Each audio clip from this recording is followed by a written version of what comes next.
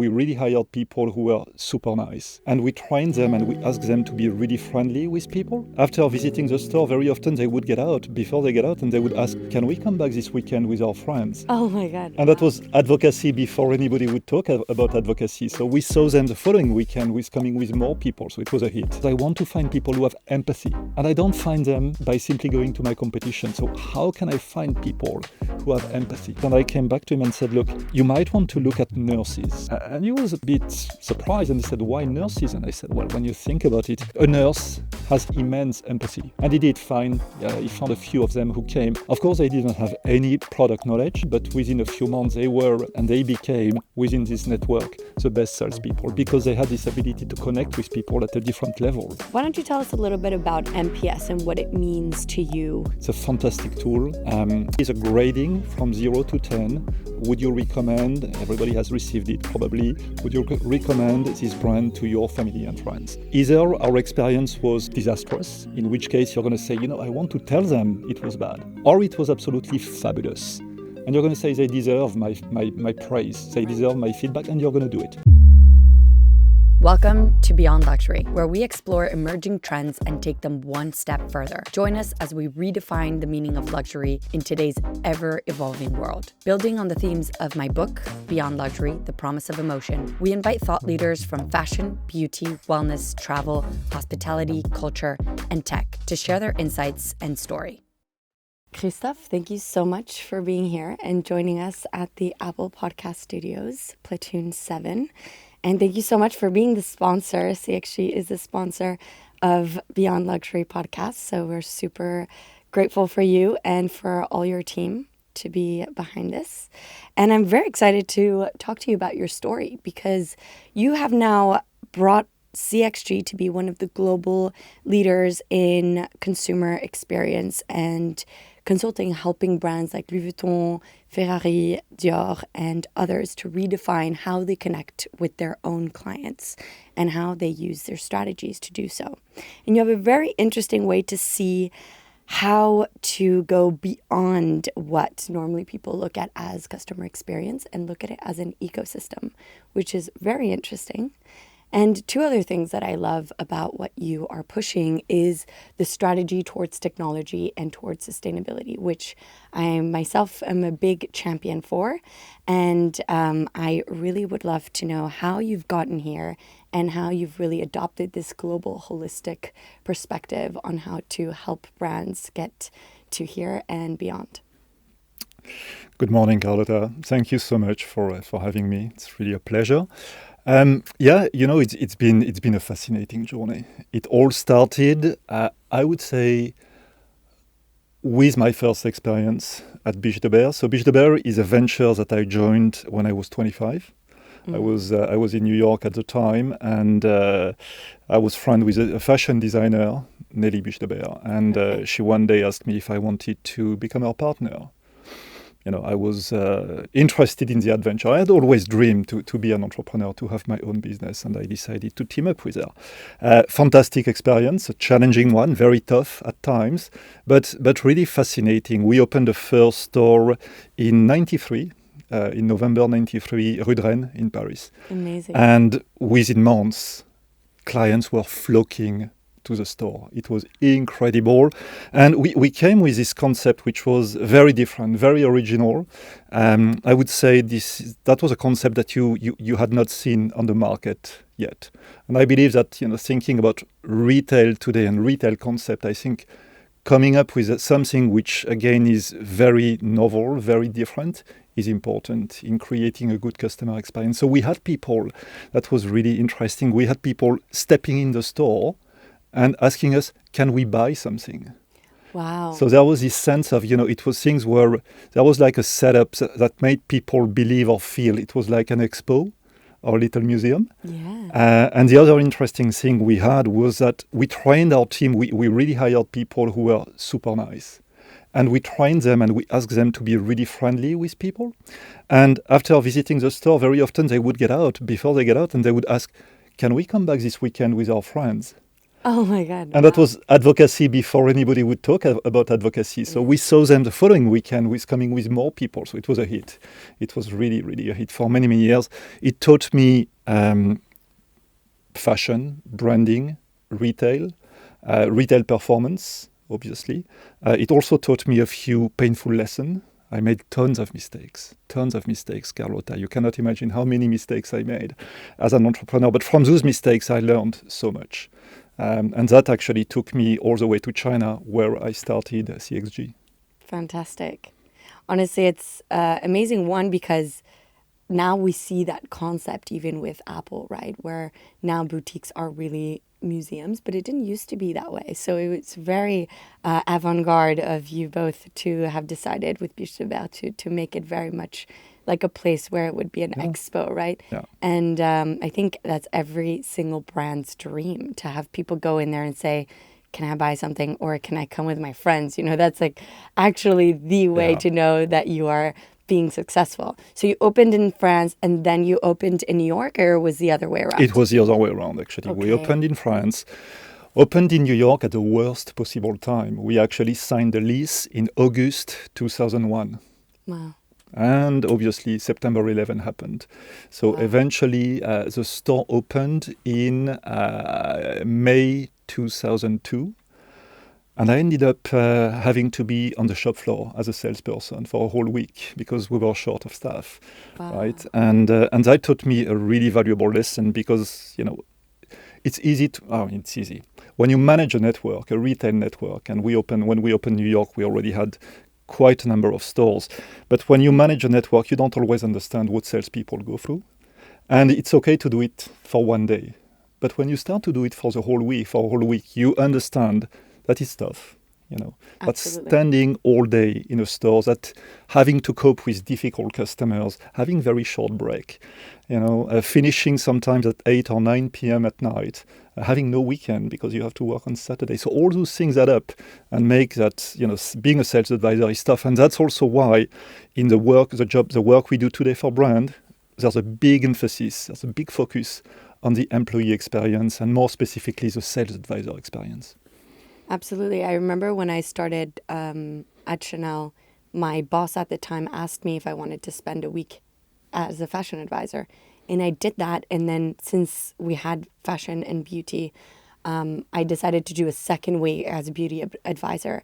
And that, I think, really shifted every single thing that in the future when I started doing projects in innovation and trying to help customer experience within boutique, it's really hard sometimes to get that like palpable what's going on actually within boutique when you're in the office. Yep. And then there's a lot of, especially tech integrations, I'm sure you've seen a million of them, that end up not working because it's like you integrate this app where the client's supposed to engage with this FA through the app, but then the FA tells them, well, I still get calls every day on WhatsApp. What do I do? Do I not answer? So there's like all of these things that you really do only see while you're there. So Absolutely. It makes sense that you started there, and that really all of that retail experience and building Biche de Bear really helped you pivot into CXG. So tell me a little bit about your story of getting to China. How did you get there and why did CXG come about? Well, actually, Biche de Bear initially was in China. So we had decided to open stores in China. That was back in 2003, 2004, right? And honestly, probably not the best idea because the Chinese consumer at that time only looked at the big brands, right? And Biche de Bear was, needless to say, a small brand, like an alternative for probably Western consumer, but clearly not a good one for Chinese consumers. So it didn't work with a Chinese consumer. But, we were there. This is when somehow my story with Biche de Bear ended. And for multiple reasons, I had to stay in China, and I decided to stay in China, right? Do you speak Chinese as well? I do speak Chinese, conversational Chinese, but not even business Chinese. I would say I can. It's a hard language. Yeah, get my way around, but that's about it. Mm-hmm. And before launching CXG, there was actually one moment where I started a lifestyle magazine. Okay. looking at the number of Chinese people who had a genuine interest in, the Western culture, who wanted to learn English. I thought, well, having a magazine which is going to be both in English and Chinese, talking about culture and lifestyle, is actually something really cool. Complicated, difficult. It didn't really work. So I burned whatever money I had left with this magazine. And I had my somehow revelation. As I was entering, for people familiar with Shanghai, there was Plaza 66, which at the time was probably the biggest shopping mall in town. And there was one store, I won't name any brand, but there was one store that I started to enter. And I couldn't see any salesperson. I couldn't see anybody in the store. And as I moved forward, I was shocked to smell very strong smell of food. And as I kept going, I ended up discovering that behind the cashier, you have the two sales advisors eating their noodles. And that made me realize, and I started obviously to go around the shopping mall and to start to look at the interaction and to speak also with some Chinese friends. And what became very clear is that a lot of wealthy Chinese at the time would be traveling to Bond Street, to Montaigne, to Fifth and Madison Avenue, and they would experience a brand outside of China. But when they were coming back to China, the experience was different, and sometimes not in a very good way. So brands were actually struggling and fighting really hard to make sure that what I used to call the hardware, which was at par with what was outside, which is, the beautiful stores, VM, collection. On that front, everything was fine, even though all the collections were not in China. But on the software side, which is people, there was a massive gap. So it became clear to me that we had an opportunity to help brands actually kind of fill the gap between what brands wanted to deliver and what people were delivering at that point. So we started by measuring the experience and also training, and this is what started. What at that time was not CXG, but was called Albatros. Okay, so that was the first company that I started in China back in 2006. So you wanted to be an entrepreneur when you were young, and you started at 25 and never stopped. I never stopped. I'm cursed. I think all of entrepreneurs are pretty cursed. Absolutely. That's fascinating. So I think a little bit going on to that customer experience obsession that you started having, can you explain a little bit about the concept of customer experience as an ecosystem that you talk about a lot, and how it's not one touch point, but it's how everything works in synergy? Yeah. In the Beyond Luxury episode with Christophe Caïs, we delve into the nuances of building exceptional customer experiences. CXG helps uncover those blind spots and guides brands in cultivating a sustainable CX culture that embraces the full picture. When we think of customer experience, it's often front and center interactions that come to mind. The personalized service, thoughtfully designed shopping environments, or seamless digital journeys. But the real magic happens behind the scenes. Customer experience should be viewed as an interconnected ecosystem, not just a series of touch points. It's not only about what customers see, it's also about what they don't see. The best customer experiences are built on a foundation of operational excellence, comprehensive training, and a culture that aligns every part of the brand. These elements are crucial components of a strong employee experience. If even one piece falls out of sync, the entire experience can unravel, no matter how polished the surface might appear. By viewing CX through three distinct lenses, those of customers, employees, and CX experts, CXG identifies and addresses issues at their core, setting their clients up for long-term success in luxury CX, rather than just offering quick fixes. When you build a CX ecosystem that's robust behind the scenes, it reflects in every single customer interaction. CXG is a proud sponsor of the Beyond Luxury podcast. Yeah, and indeed, very often when we think about customer experience, we tend to look at the touch point. And we tend to believe that CX is precisely what's happening on the touch point. But what's happening on the touch point in reality is a consequence, is a result of a lot of things, a lot of dimensions that are happening in the background. Okay, think about strategy, and let's talk about strategy a little bit. Strategy is many dimensions in strategy, but one of them is how fast do we want to grow, right? And if you look at a brand like Hermes, right, they are very intentional on the growth rate they want to have. If you look at the number of stores Hermes had 10 years ago, and you look at the number of stores they have today, it hasn't changed. They have 300 stores. Probably the stores have changed. They've expanded. The square footage is not the same. Right. In the meantime, in 10 years, the turnover of Hermès went from about 3.7 billion to 13, with the same number of stores. In the Hermès strategy, it's not about planting the flag in as many cities as possible. It's making sure that you plant your flag in the right place, that you have the right product, and that you have the right team. Right? So it starts with the strategy. The second thing is the leadership. The most successful brands we've worked with in CX are the one where the CEO of the brand really took it at hand and was absolutely CX focused, CX obsessed, I would say. So again, I'm not naming any brand, but one specific Italian brand we have the pleasure of working with. The CEO used to take our report whenever he was traveling, and he would actually engage in conversation with the retail team based on our findings. Right. And again, if you have your leadership team who is really involved, it makes a world of a difference. People understand that it's a critical topic and they focus on it. Then obviously you have system and process. When it comes to system and process, let me share with you another example. Very often we see that in a big flagship, the shoe section is the one that performs the least. Why is that? Two main reasons. The first one is that the people who are assigned to the shoes, because it's a small category, are the most junior one. Okay. Second thing, when you go into those big flagship, if you are to try a pair of shoes, you will realize that it takes a very long time for the sales advisor to get the pair of shoes you want. So you spend a lot of time waiting, which obviously is detrimental to your customer experience. Absolutely. So again, system and process need to be looked at. They're really, really important. Then you obviously have technology. We spoke about it earlier.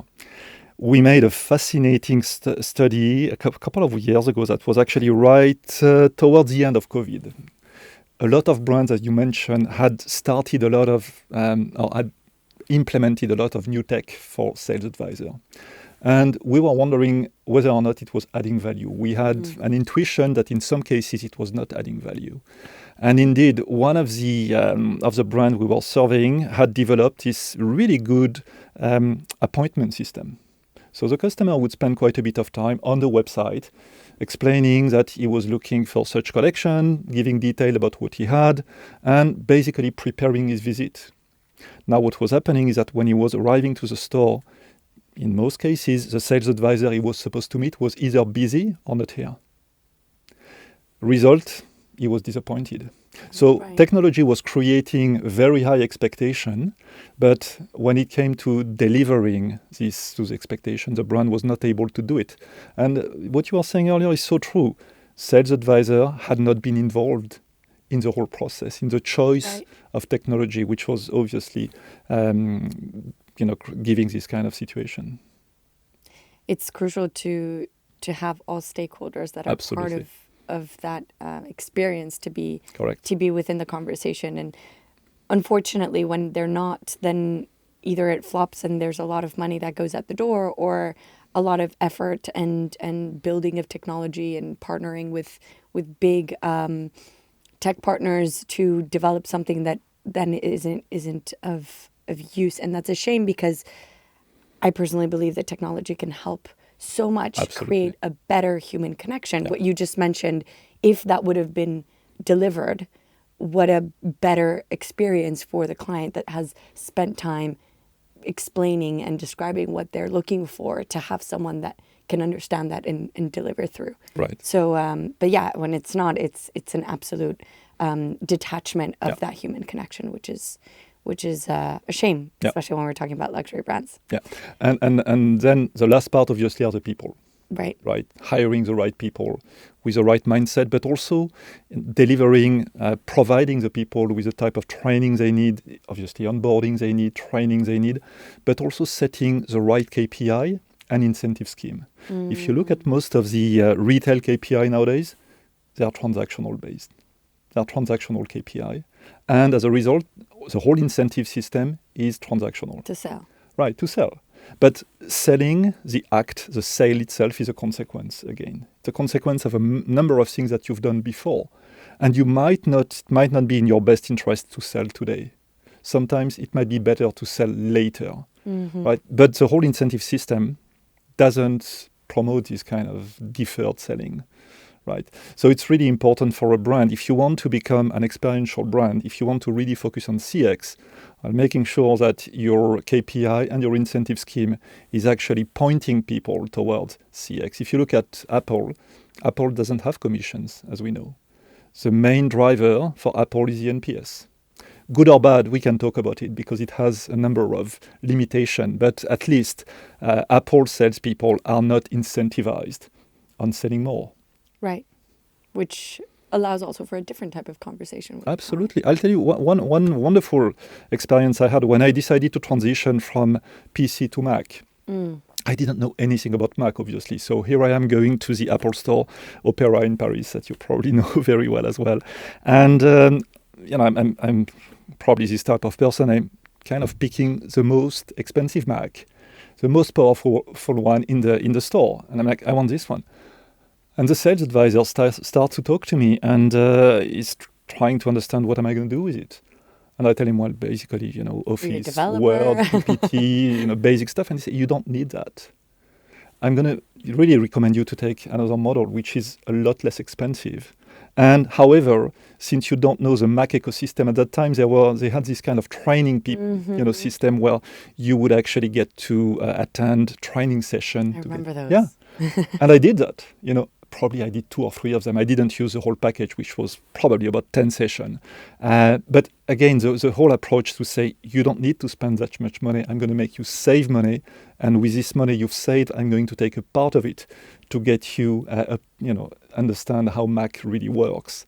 I thought that was incredible. And that made me a big ambassador of it. Stop everything you're doing. If you love our podcast and are passionate about the future of luxury, don't forget to hit follow. The more followers we have, the bigger guests we can bring on. Without you, we couldn't do what we do. So thank you.